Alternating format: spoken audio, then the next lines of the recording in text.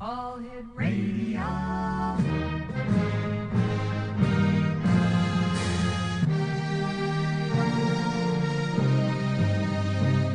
Welcome to the X Zone. Action is reality. Now, here's your... Welcome to the X Zone, a place where fact is fiction and fiction is reality. Now, here's your host, Rob McConnell.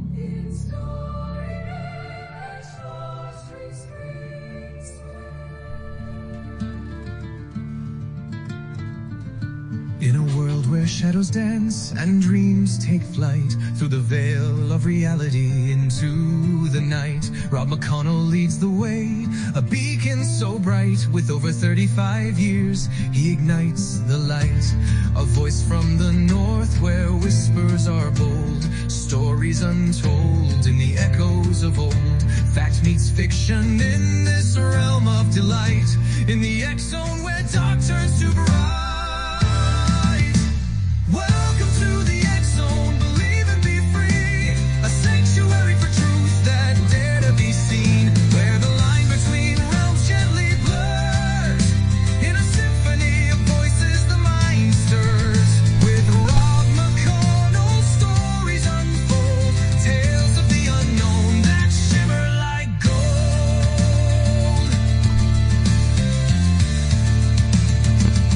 Hey, good evening, one and all, and welcome back to the X Zone. I am Rob McConnell, and for the next couple of hours, I've got to be your host and your guide as together we'll cross the time-space continuum to this place that I call the X Zone. It's a place where people dare to believe and dare to be heard. It's a place where fact is fiction and fiction is reality. And the X Zone comes to you Monday through Friday from 10 p.m. Eastern until midnight, right here on the X Zone Broadcast Network, Talkstar Radio Network, Mutual Broadcast Network, Tuber, and on your hometown radio, Classic 1220 CFAJ AM, right here in St. Catharines, Ontario, and they stream us on classic1220.ca. If you'd like to send me an email, xzone@xzoneradiotv.com, and on all social media sites, Xzone Radio TV. My guest this hour, X Zone Nation, is a gentleman I've had the pleasure of knowing for many, many, many years. In fact, if you watch the Flintstones, you'll be able to see my guest and I doing cameo appearances. Well, we're really not that old, but we go back a long time. I'm talking about the one and only Kal Korff. And Kal, welcome back to the X Zone. Good seeing you, buddy. Same here. It's been a while. Thank you, Rob, for having me on. It has been a while, and it's always great talking to you, Kal. So what have you been up to since you and I last chatted?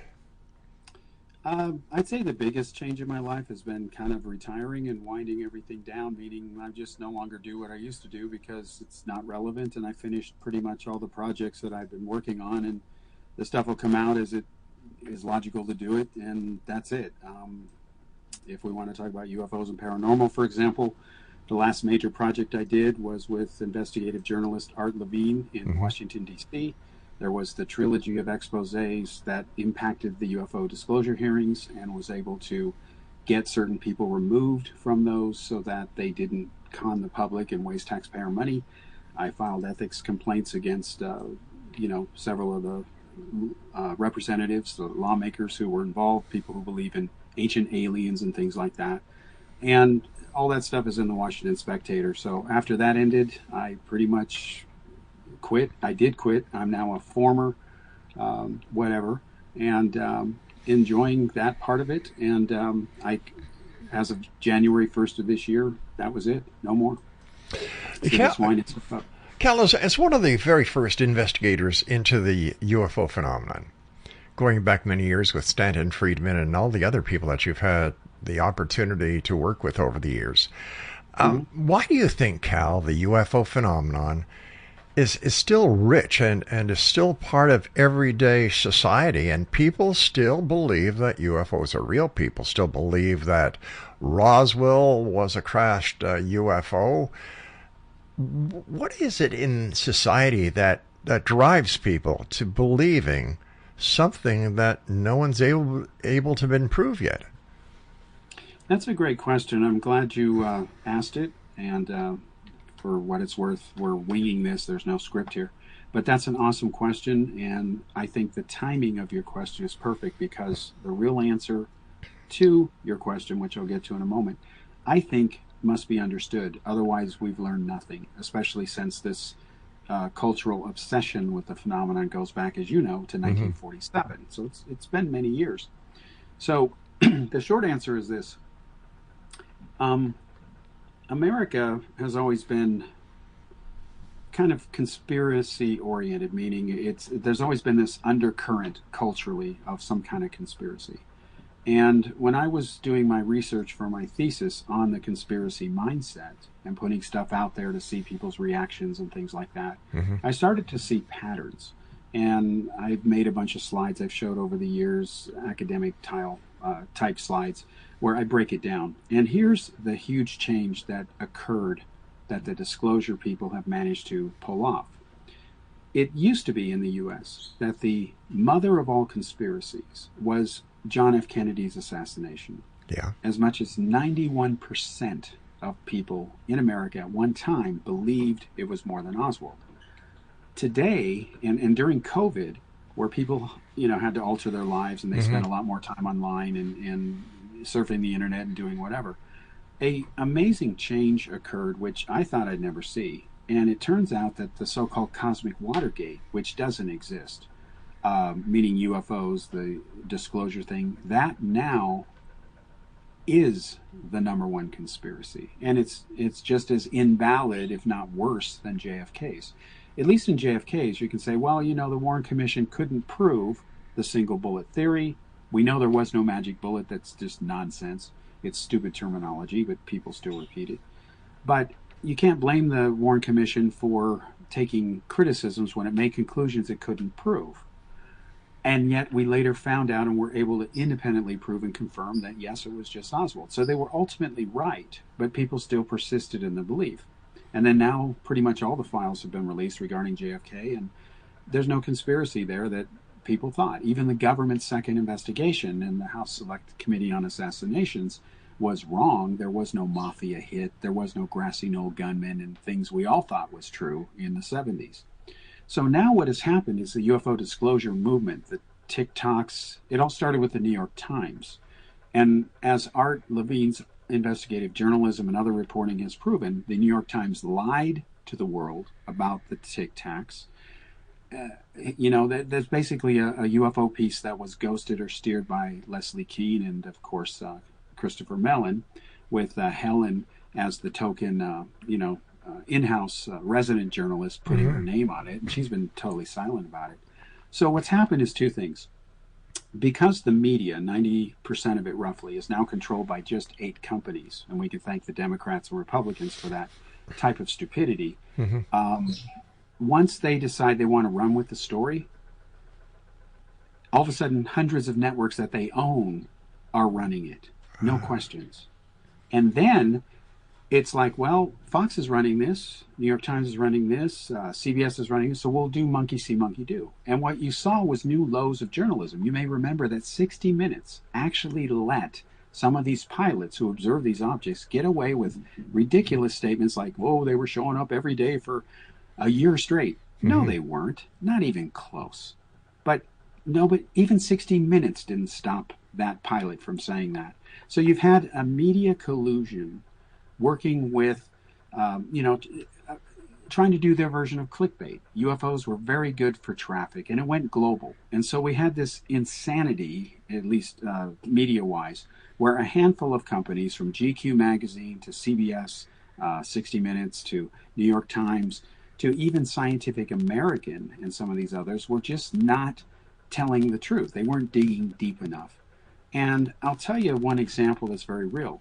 Now, when you think of The Intercept, that publication, which of course made history with the Edward Snowden leaks and documents, you'd think, okay, if they look at the UFO issue, they would do a good job. They get to the truth. Well, no, they didn't. In fact, they refused to face the truth. And I know that from firsthand experience because I was working with Art and The Intercept for these exposés. And it wasted, I think, about a year of our time. And then finally, when we called them out that, oh, you're friends with so-and-so, and that's why you won't go there. That's the truth. You're not after the truth. the Washington Spectator picked it up instantly, and we were able to keep going, and the Washington Spectator focuses on political scandals, and this was absolutely a political scandal, because you have both parties now that have hijacked the UFO subject, because conspiracy people vote. They're very active. So it went from being a Harry Reid Democrat obsessed crazy New Age thing to the Republicans have hijacked it in the name of the Bible and religion and fallen angels. Marjorie Green said that. So that's really what happened, was this transformation. The media is guilty of abandoning their duties and responsibilities, and then society itself doesn't trust anything. And anybody can say anything about anybody online. They do. I know I've been a victim of that. And it just goes downhill from there. So that, I think, is my short answer to it. The media has changed. They've abandoned their responsibility, and it started and ended with the New York Times. They've never retracted their proven lies, and they were lies. Cal, years ago, I remember you were the first credible investigator to come out to point out to the world that it wasn't a crash UFO in Roswell, New Mexico. It was Project Mogul. And you ate a lot of criticism for that. A lot. Yeah. And justified, I might add. Well, thank you. Yeah, what happened was, as you may remember, and this is documented in the media, I grew up with Stanton Friedman, the father of Roswell. And I met him when I was just 13 years old. And I had never seen a lecture before, but my father bought tickets because, he wanted to do something for his son. And it was kind of a way for us to bond, because my dad isn't into science fiction or nothing. And here his son is into UFOs. So I was like, okay, so he got me these tickets, and I got to meet Stanton Friedman, and I interviewed him for my school, and I'd never seen a lecture before. The idea that somebody pays you to talk blew my mind. I'm 13 years old. But what shocked me was when I heard his lecture, I knew everything that was in it plus more, and it bothered me certain things he didn't say, which, presentation by omission, if it's deliberate on certain things, is actually deception. And so what happened is I said, well, I could do this. I could talk in front of people about things I think I know. And next thing I know, I'm lecturing and doing all this stuff. And so I invite him to lecture with me at my high school, John F. Kennedy. And I say, hey, let's lecture together. You do yours, I'll do mine. And I'll donate the money to my senior class. And you can do whatever you want with yours. He kept his share. Okay. And so we were in the media a lot. And I booked a series of all-day-long press conferences. All the major media were there. Now, Kal, we're going to have to take a little break here, so please stand by. Once again, Kal Korff is our very special guest this hour. Kal has books throughout the internet. All you need to do is just go to Google or any of your favorite search engines and type his name in, Kal Korff. And quickly, Kal, how many books do you have out there now?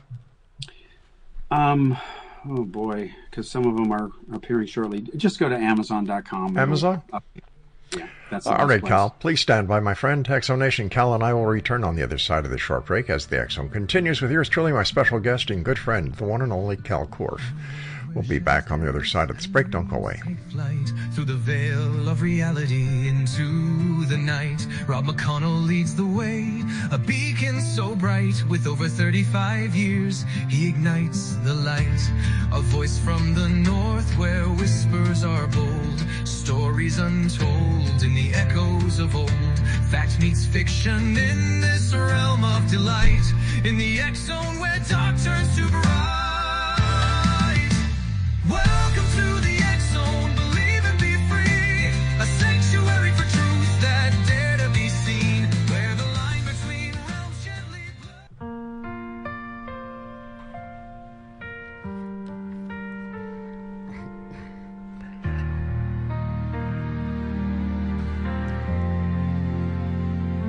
The snow falls down, the candles glow. There's peace in hearts the world should know. A stranger smiles, a child believes, and love wraps softly like Christmas Eve. We open doors, we lend a hand, together we learn to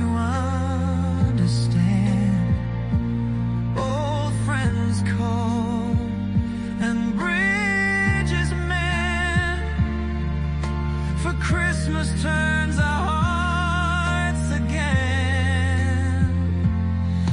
If every day were Christmas. And welcome back, everyone. This is the X Zone, and that was If Every Day Were Christmas. That's on our new album that you can listen to sample tracks at www.rel-mar.hearnow.com, and the album and single tracks are available on all online bookstores, Amazon, Spreaker, Spotify, wherever you want. And the name of the album, once again, is Merry Christmas 2025. Kal Korff's our special guest. Wow, what can I say about Kal Korff? You know, you're a living legend, Kal. Thank you. I remember what happened with the Roswell, when you came out with Mogul. I remember when you exposed Billy Meier. And there's been a lot that has been going on over the years, and they say that honesty pays. And yet you were targeted. I mean, viciously targeted by many people within the UFO community and many people who, have their own media shows. Yeah. Why? Is it because here you are, Kal Korff, the single soldier, standing up and saying, hey, listen, you're being lied to by the mainstream media? What was it, Kal? Well, let me finish the Stanton Friedman part and Okay. then jump to the answer, because they're tied. Okay. So when I got into UFOs on October 19th,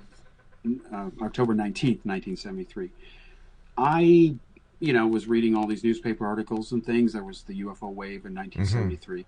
And what sparked my interest was, again, in sixth grade, we were required to bring in newspaper stories about what was going on. We had to summarize them, news anchor style, and we would get 1 point per day when we did it.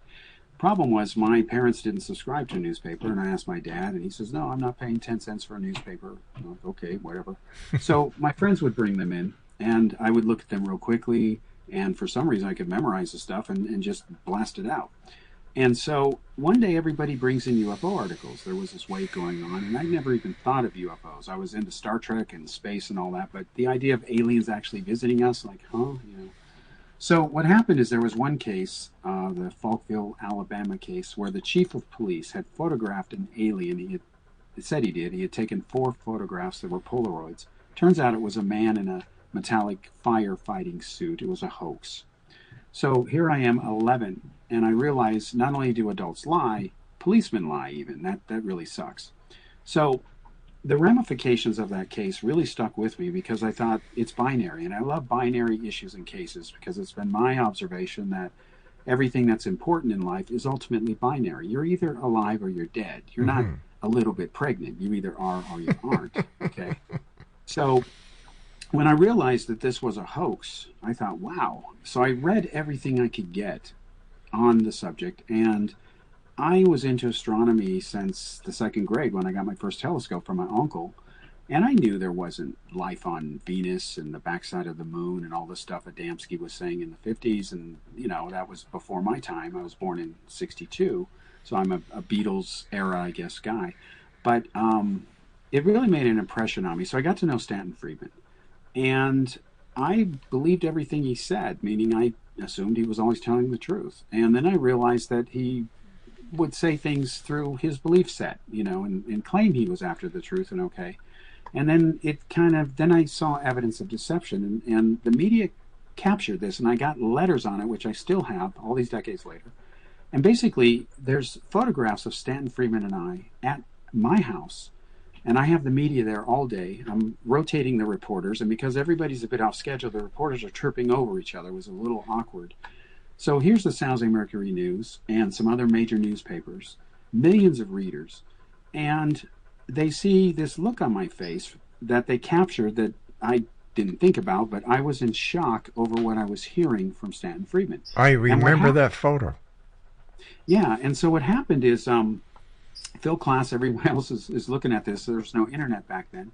And I get letters saying, aha, you finally see through them. The look on your face is priceless. Well, what was my look? The look was shock, because I'm looking at the Roswell debris photos for the first time. Stanton Friedman has his new movie out, UFOs Are Real, which put the thing on, made Americans aware of it. And the book, The Roswell Incident, is going to come out with Bill Moore. Bill Moore was my first publisher, okay? He was another mentor of mine. So I am one of the 4 original researchers. In fact, I'm the last Roswell original researcher. There was Stanton Friedman, Bill Moore, Brad Sparks, myself. So what happened was the press captured my reactions and my comments and this back and forth between he and I.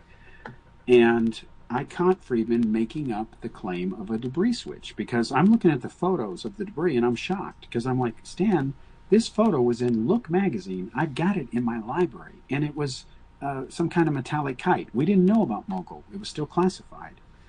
And he goes, no, that there must have been a debris switch. Yeah. I'm like, are you crazy? Like, what? And that was the myth, the origin of that thing, which UFO researchers who are not telling the truth, or they're ignorati, as I call them, of real history, and real history always and only matters, they're wrong. He made it up, and it's been captured for posterity, for lack of a better term, by the media, by multiple photographers. And one reporter was so upset with Friedman that he wrote an article that mocked him, and he quoted Friedman saying some crazy things. Here's an example. He said, when the space shuttle goes up, that'll bring down the UFOs. I'm like, do you really think so? And it even said, a shocked Korff, said, do you really think so? And, we were just talking to each other, and the press was documenting this. And he said, yeah, here's why. Because we will have joined the Galactic Federation by then, and they'll tell us how we can act and can't act. And I'm thinking, he thinks there's what, a federation up there like Star Trek? It makes no sense. So then I got to know Bill Moore, who's another type of character, and he tells me he's got issues and that there's problems, and that this is the real debris photo. And that's a problem. It is a problem because it shows a metallic kite foil. So then what happened is I got to know Bob Todd, and he was the one that first discovered the Project Mogul connection. We worked together secretly on my book, The Roswell UFO Crash, What They Don't Want You to Know, which is on Amazon.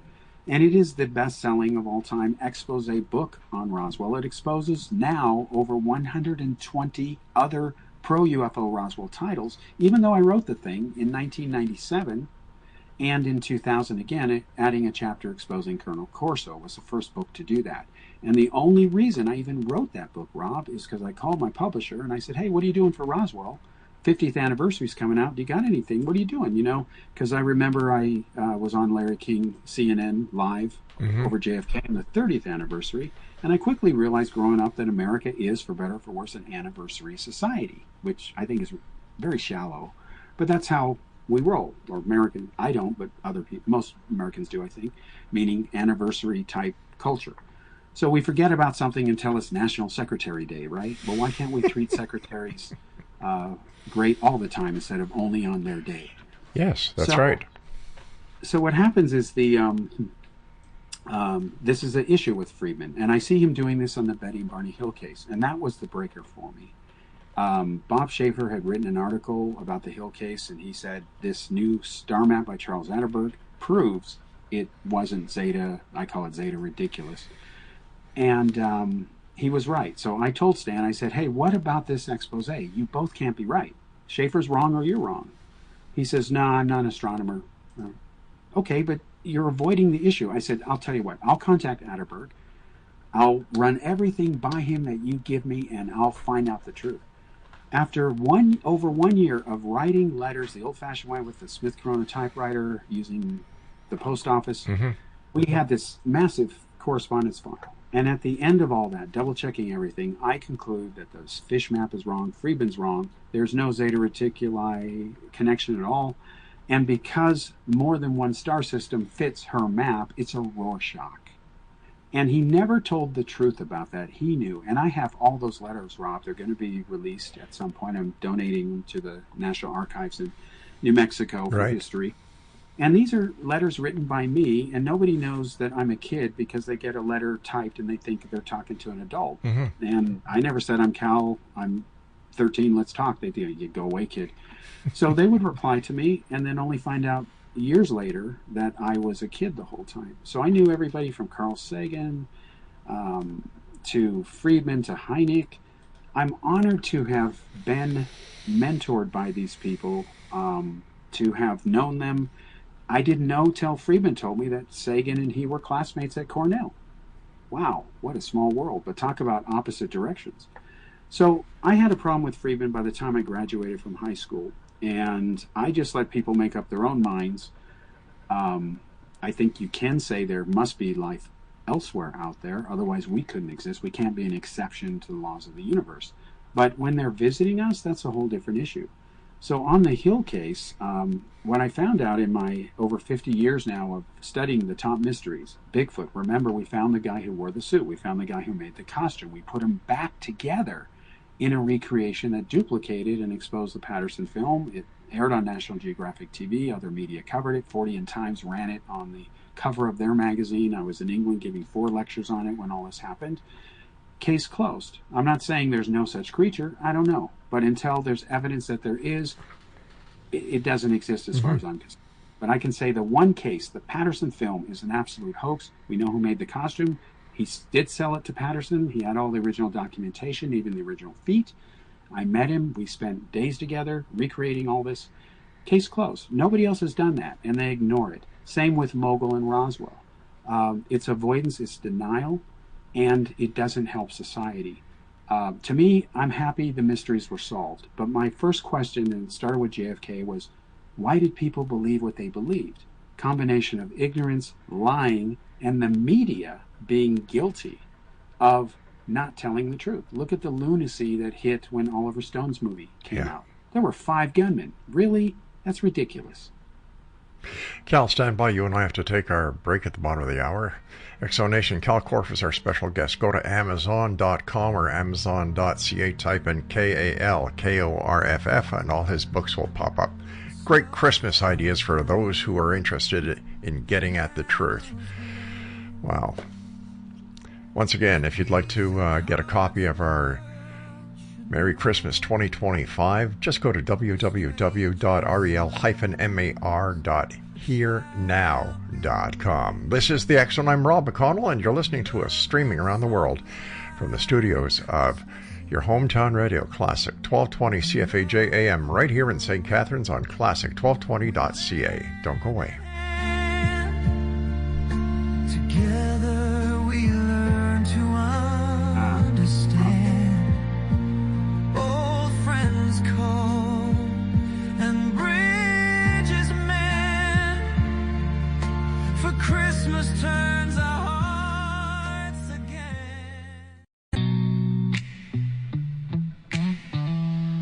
Oh.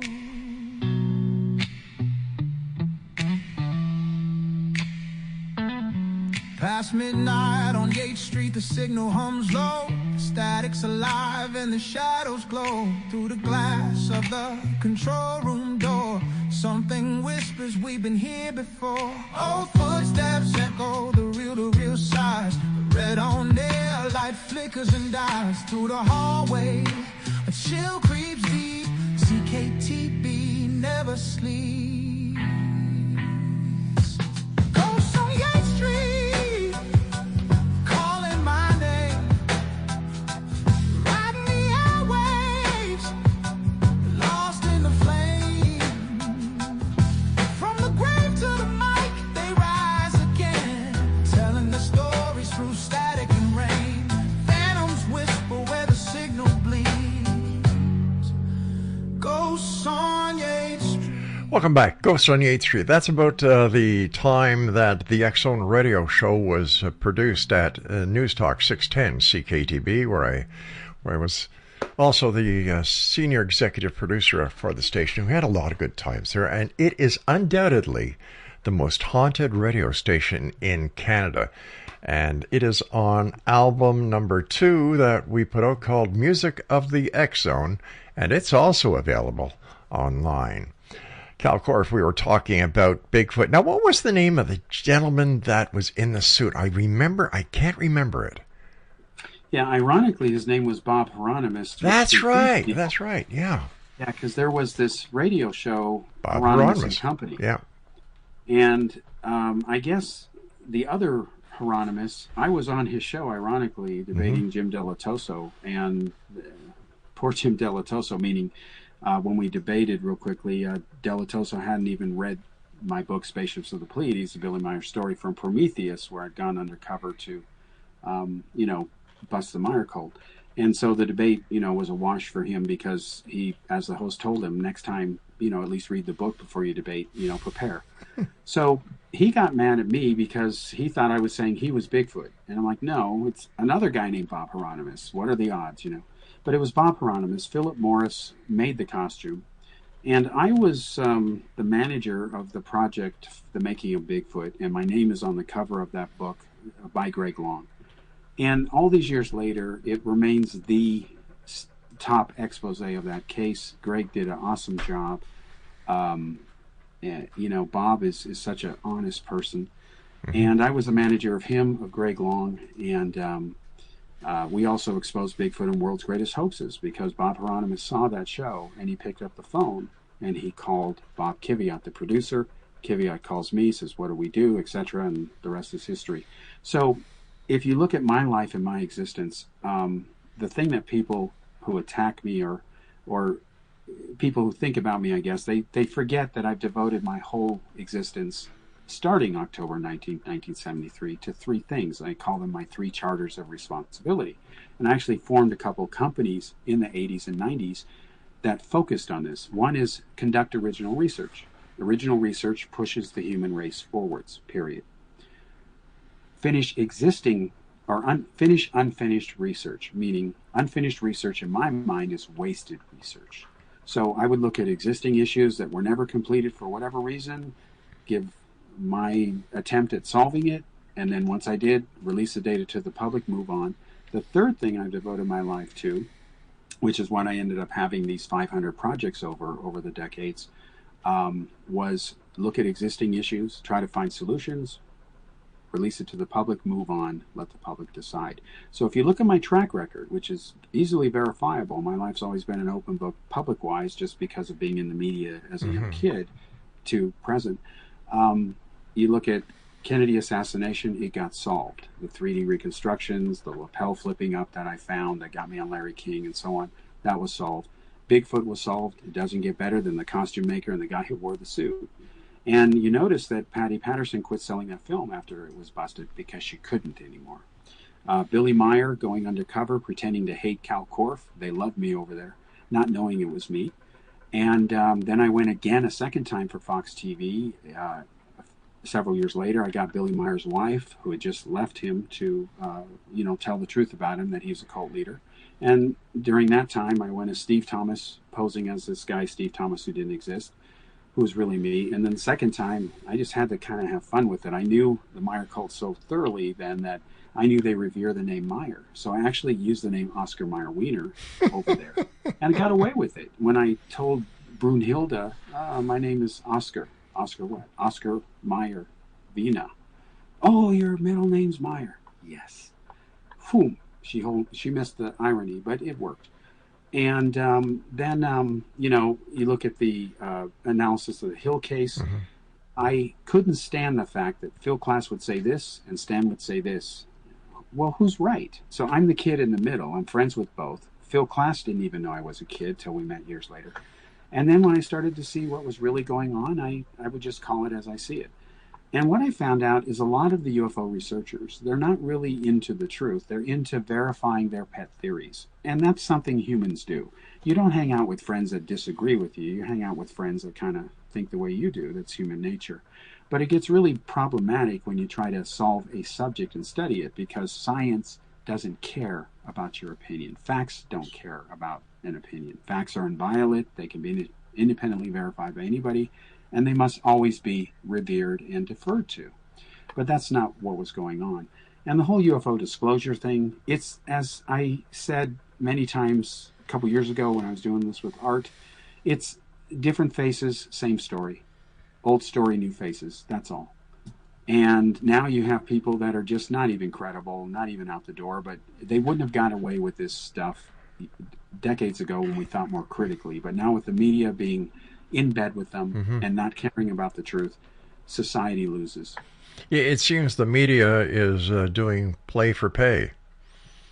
They are. They're following stories in order to get the clicks on their websites, and it's all about money. Follow the money. And when it comes to Fox, I've never seen such a deplorable excuse for media as Fox has turned in. I'm talking about Fox News here. President Trump's own media blitz. It's ridiculous. Yeah, I agree. Of course, I've been on Fox TV the most of all the major networks, but they were a very different Fox. Very much so. And you have to remember, Fox did the alien autopsy special, and of course it's a hoax film. But then they funded World's Greatest Hoaxes, Secrets Finally Revealed, that I was the main person in, and it was Bob Kvyat's production. And here we are taking out the alien autopsy. I had traveled to Europe to find people who were, involved in it in the first fake film, got them on camera, found them, went and, undercover to get Meier's wife, got her on camera. She wasn't aware I was coming, but, everything was fine. But she got to see for the first time, Rob, what Semyazi and Asket, Nira, and some of the other Pleiadians look like. And they were simply women from the Dean Martin show in miniskirts.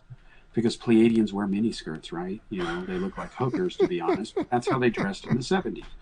And there's people who today that dress like Pleiadians, and they look like hookers because nowadays... Looking like a hooker is the thing. Yeah, exactly.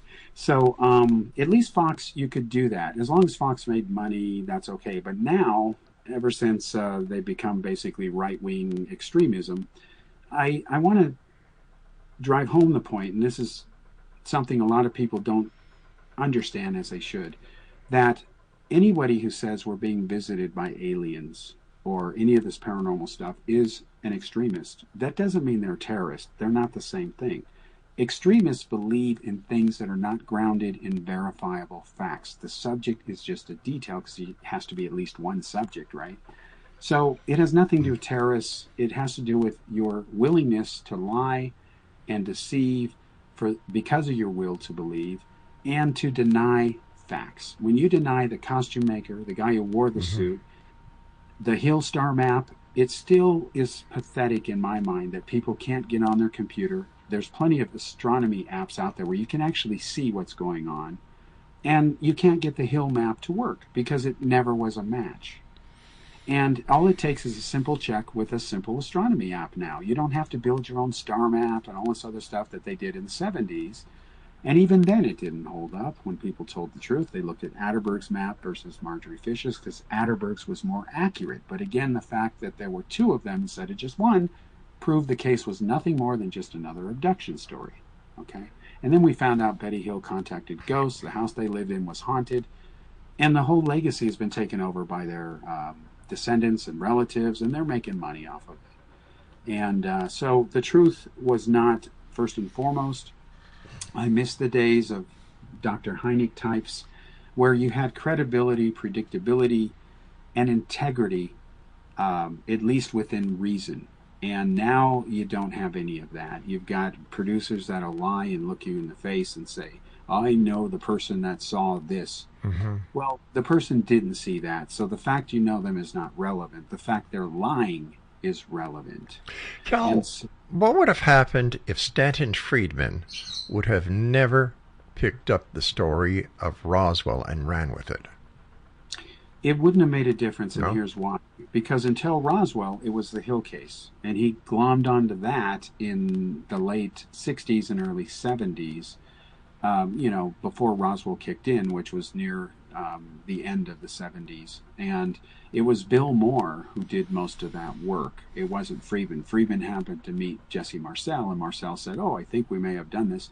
And when you look at Jesse Marcel, and I'm the only one who got his military file, along with Bob Todd, it turns out he wasn't a pilot, so he couldn't have flown the wreckage. He didn't know how, meaning he wasn't a rated pilot. And in his review, signed off by General Ramey days after the incident, Ramey says clearly, this officer, is a good officer, but he has a tendency to magnify problems he's confronted with. Something is just ignored. Something I could never understand, Cal, is why any of the people who have written books about Roswell, besides yourself, never mention the fact that Jesse Marcel broke the chain of custody. You know, when he picked up the debris and he puts it in the Jeep, and instead of going right back to the base, what does he do? He stops at his house, wakes up his wife and kid, and lets them play with the material. As soon as that happened, in my opinion, that case is over. It's crap. It's nothing. Yeah. Yeah. Well, here's a little piece of real history that even Stanton, Friedman, and other Roswell authors, if they're honest, will confirm. The wife of Jesse Marcel, they were known as, there was, let's say, a lot of alcohol. Oh, okay. She was so impressed with this unusual debris that she just swept it out on the patio as garbage. It was just foil and sticks. And when you look at the original testimonies, there were no I-beams. Even Jesse Marcel Sr. said his son got that wrong. He changed the story over time. They were square sticks, which is exactly what Mogul used. And so we know it was Project Mogul because, ironically, do you know who the physicist was that made Mogul possible? No. Dr. Sergei Korff. Yeah. So no one can tell me, as a Korff, that Roswell involved aliens. No. Not only was I mentored by the father of Roswell, and the media captured the moment he made up the debris switch. And again, none of this is an attack on Stanton Friedman. It's just facts. Right. But then the physicist happened to be, you can look it up, Dr. Sergei Korff. So why even today it's a big thing, or the Roswell Festival, I think, kind of, you know, it's kind of shoddy. It is. And actually last year, as I recall, was the first time it really wasn't the big deal. They were so desperate for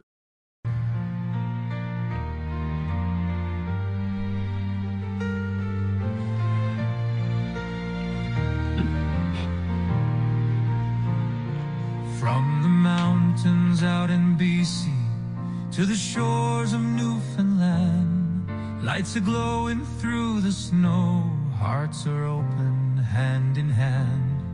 From the prairie's silent winter fields to the streets of Montreal, the spirit of the season brings its magic to us all. It's that special time of year across Canada when the world feels warm and near. Families gather, voices sing of love and hope and cheer. From the northern lights to city streets, the message rings so clear. It's Christmas across Canada, that special time of year. And welcome back. Kal Korff is our guest. First of all, Kal, I want to thank you so much for taking time out of your busy schedule to join us here on the X Zone. Now, you're going to be back with us this coming Friday, and I believe Art Levine is going to be with you. Is it Friday or is it next Monday? I'll have to check. I think it's next Monday. Next Monday, you're right. You're right, next Monday. Yeah, he's ready to go, and he'll tell you what he did in his articles, and then I'll tell people what I did and how we worked together. Tell us a little bit about Art Levine. Art Levine, I've known him since 1997. He actually recorded, he did for the 50th anniversary of Roswell, he did a series of articles for MSNBC, so they were huge. They also appeared in U.S. News and World Report and some other places. And his articles and the stuff he did on me, and I was on the Roswell special all day on July 4th, because we know the Roswell event happened on July 4th. The aliens are patriotic. They love America. They crashed deliberately in America so we could reverse engineer their technology and show the Russians who was boss. Uh-huh. So they have this. So on the 50th anniversary from Roswell, all this parade when Pathfinder's landing on Mars. Again, I was the UFO guy on that show with Colonel Kittinger and Captain McAndrew, Colonel Weaver, and so on. It was the only Roswell coverage that talked about Mogul. everyone else was saying it was all true. Corso's book was coming out. It was complete nonsense, but we went ahead and exposed all that. So Art Levine goes back to those days. He also remembers, because he's up there in years like we are, the scandals at SRI over the stupid psychic research they did. I was a kid working in that stuff. That's where I cut my teeth on part of it. So what Art brings is a vast knowledge of real experience in history in that subject, and I wanted to work with a competent investigative journalist who understood the subject and the personalities. So he interviewed everybody from Ron Pandolfi of the CIA, who was the UFO guy. I have Pandolfi on tape saying that Harry Reid took the money. That the money didn't go to ATIP really, that Harry Reid took it and got out of politics. And that's what Pandolfi says, and who knows if he's telling the truth. But as I told Kiviat years ago, we have to release that tape because it's a matter of public record. So Art Levine will be able to tell you what he's done. He has an awesome book, has nothing to do with UFOs. He's the one that broke open the opioid scandal and was proving that Big Pharma was saturating small towns in the South with drugs so that they would get hooked. And then it created a opioid addiction in the population. So he has blown open the scandal, and right now he's working on another investigative piece regarding abusing children and things like that, which is just heartbreaking, but he's going to get it out there. And then he's going to do a piece back on this movie that's come out that's ridiculous about UFO disclosure, which doesn't have anything new. It's just the same people recycled over and over. But because the media is hyping it, they want to make the money. They're trying to go to a well that's already run dry. So going forward, to answer your question earlier, what I'm looking forward to is the project that we talked about, where I have developed an e-reader software, and it can contain anything, and it has database engine built into it, and it's not a normal e-reader. It's completely interactive, and you can do anything with what you want with it. The content doesn't matter, but it's seamless. And so I look forward to working with you to develop the couple of apps we talked about. And then this will be really interesting, Rob. You can take your data, or anybody can take their data, put it in there, and you can interact with it. And it's going to tell you things you didn't know before, because maybe you forgot that on issue 20, page 2, it said this, issue 40, it does all this stuff for you. And I'm real excited about it. It's also one of the last projects I'm doing, because again, I've retired from all this. I've walked away. I'm not going to be doing UFOs and paranormal anymore unless something really happens. But then I'll let the so-called experts deal with it. If aliens land on the White House, they don't need Korff. But I'm done with all this other stuff. I'm not going to miss it.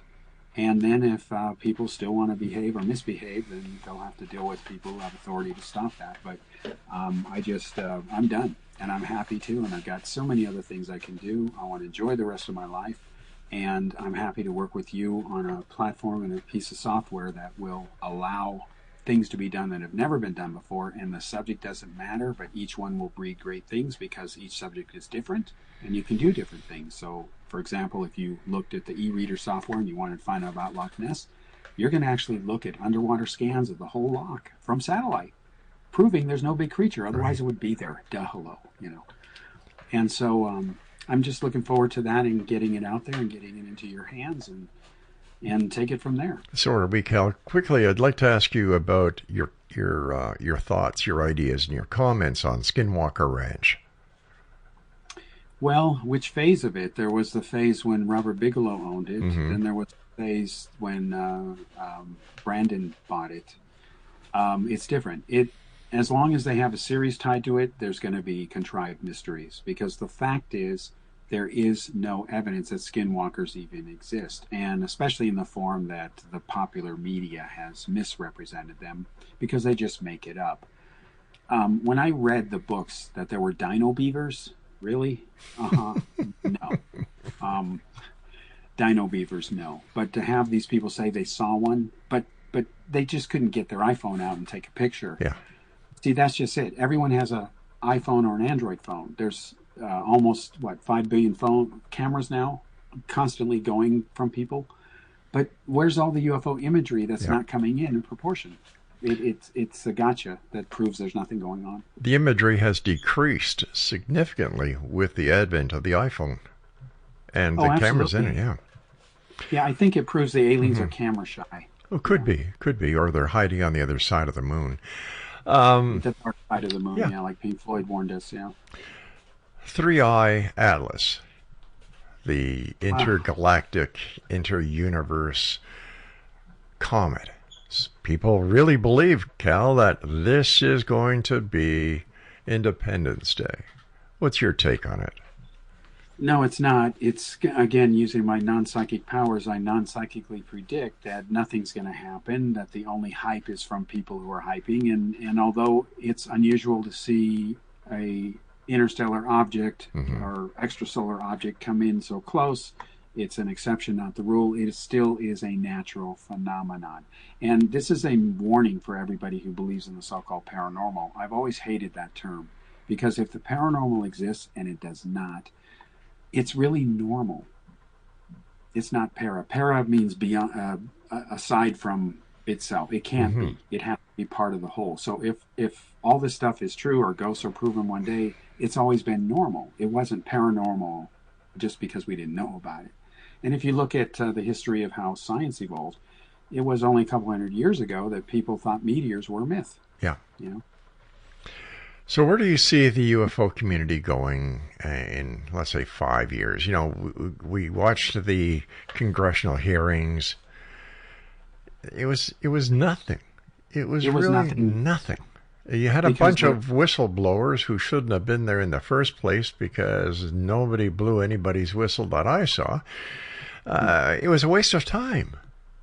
It was. They have nothing, and they're being led around by the nose by people who are not ethical and honest. They're hoaxers, they're deceivers. If you look at the photos of the cases they didn't talk about because they were stopped by the ethics complaints and other things that we did and other people, you know, the whistleblower, they've ruined the term. I'm a legally protected whistleblower who turned over data to the SEC over TTSA and all this other stuff. It's a matter of public record. When Art is on your show, he's actually going to let people download for free, if you agree, the actual complaints and the stuff the government looked at. But now the whole SEC oversight thing's been gutted. Trump fired all the Council of Inspector Generals. And so there's no oversight at all, deliberately. So it's not going anywhere. And now everyone says they're a whistleblower, and it's not even an accurate term. A whistleblower can provide firsthand evidence of something. Grush is not a whistleblower. He claims he heard. Well, that's not firsthand evidence. No, it's not. Hearing a story doesn't make you a whistleblower. So the media doesn't even use the right word to describe these people, which is a hoaxer, or he's wrong. He's not a whistleblower. We don't have UFO whistleblowers other than ones who are warning people, like I did with the government and the military, that, hey, this is fraud, you need to be aware of it, because they're deceiving you, and that means the media, and the media, of course, is helping deceive the rest of the world, too. We have about 2 minutes left. Malmstrom Air Force Base and the alleged UFO that knocked out the missile silos. No, again, the source for that is only from the same people who have been saying this for years. The U.S. government, RO, has investigated that, and they've concluded it didn't happen as these guys have reported, just like a lot of the footage of what's been going on has been traced to. One of them was traced to a Batman balloon. That's how competent these people were. Unreal. Yeah, well, you know, Cal, I'm looking forward to next Monday when you're with us with Art Levine. I want to thank you for all the hard work that you've done over the years and the information that you've gotten out. Congratulations on all the books you've done. And we look forward to working with you on that great app project that you've been talking to us about. In the final 50 seconds, what is your message for the members of the Exo Nation watching and listening tonight? Think critically, and ironically, as it says on my family crest in Latin, trust but verify. That's actually on the Korff family crest. So trust but verify. Think critically, and if it's a fact, you can independently verify it. And someone claiming it's true is not automatic verification. You need to get to something that stands independent of people. You got to trust but verify. Otherwise, you're going to get in trouble, because you might make a decision that's important that was not based on reality, and that doesn't usually work out well. Kal Korff, thanks very much for joining us tonight. Look forward to speaking and seeing you next Monday. Do me a favor, Kal. Say hi to your mom for me. I certainly will. Thank you. Good night, Kal. Exonation Kal Korff has been my guest this hour. www. No, he doesn't have a www, does he? No. Let's just no. go to Amazon and type in his name, Kal Korff, and all his books are there. I'll be back on the other side of this break as we continue with hour number 2 tonight here in the X Zone with yours truly, Rob McConnell, from our broadcast center and studios in St. Catharines, Ontario, Canada. And once again, we're on the Talkstar Radio Network, Mutual Broadcast Network, X Zone Broadcast Network, Tuber, and around the world on your hometown radio, Classic 1220 CFAJ AM, right here in St. Catharines, who stream us on classic1220.ca. Lights are glowing through the snow, hearts are open, hand in hand. From the prairie's silent winter fields to the streets of Montreal, the spirit of the season brings its magic to us all.